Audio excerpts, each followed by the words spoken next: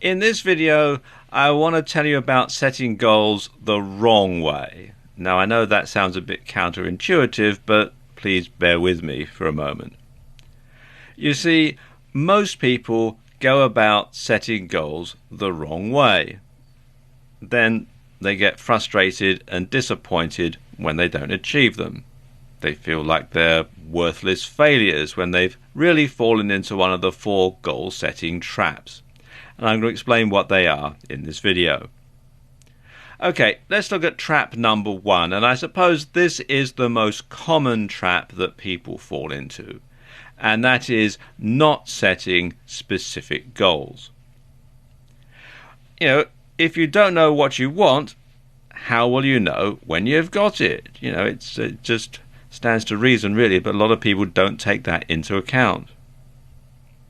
For example, sometimes if you ask people what they want, they'll say they want to be successful. But successful at what?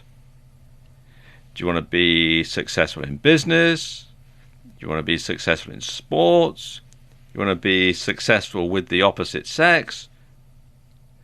And the same goes for other abstract wants, such as I want to be famous, or I want to be rich, or I want to be happy.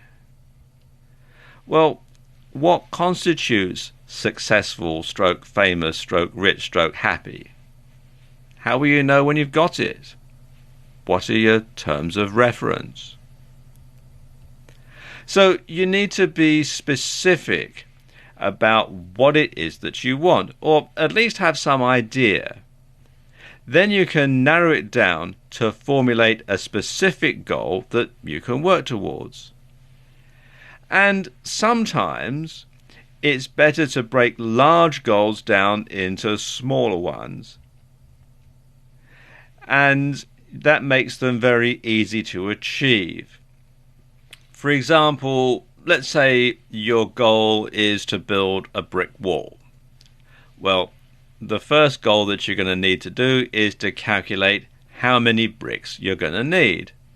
Then you're going to need to prepare the ground. That's your next goal. And then you might need to order the bricks from a builder's merchant and wait for them to arrive, and you can be preparing the ground while they're on their way. Then you're going to need to get in all the tools and supplies that you need. Then you're going to need to get all the mortar and cement to join the bricks together.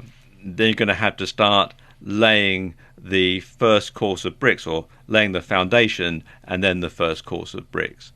And then you're going to have to build up each layer of bricks so that you have a nice, strong, straight wall. And so each time you do one task, that is a goal that you're achieving. So you're achieving lots of little goals along the way to achieving your main goal of building the brick wall. Okay, trap number 2 is being rigid and unrealistic. Saying something like, I'm going to make $1 million by this time next week, starting from scratch today, is totally unrealistic. Whereas saying something like, I'm going to make $100 by this time next month, starting from scratch today, is much more doable. There's nothing wrong with having the ultimate goal of making $1 million. Just bear in mind that it will probably take you many years to achieve. But if you set an unrealistic goal to begin with and you fail to achieve it, you're going to get disheartened and you're going to give up, and then you'll never achieve the goal that you want. You'll never achieve the main goal that you want. Likewise, having the goal of living in a particular house is never going to be achieved if the current owners don't want to sell it or they plan on tearing it down. But having the goal of living in a certain neighborhood or town is much more realistic. Okay, trap number 3 is having too tight a timescale, or even worse, not having a timescale at all.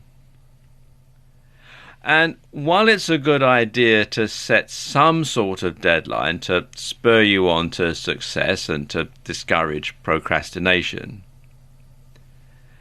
Your timeline or deadline should be realistic and achievable. And like I was saying earlier, if you set yourself the goal of making $1 million by this time next week, that is a totally unrealistic timeline. Whereas if you set yourself the goal of making $100 by this time next month, that's much more achievable. That's a much more realistic timeline, a much more realistic deadline. But you should have some sort of deadline. Otherwise, you'll just put things off until the time is right.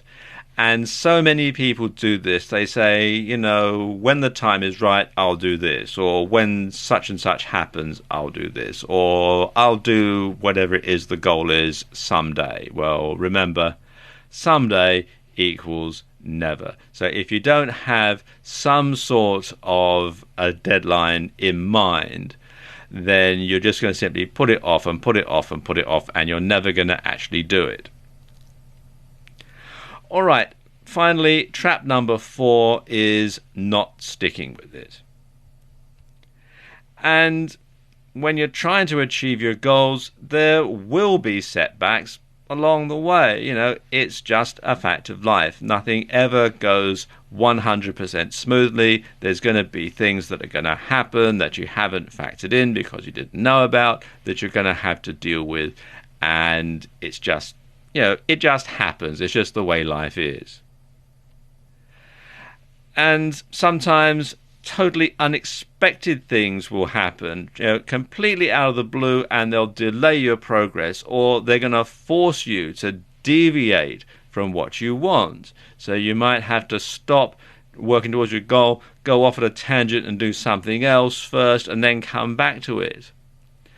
But as long as you keep your goal in mind and you keep at it, then you should achieve it in the long run. And of course, that's the most important thing, is that you do actually achieve your goal. And once you've achieved one goal, it's easy to then set yourself another goal and move on to that, and another one, and another one, and another one, and so on, all down the line.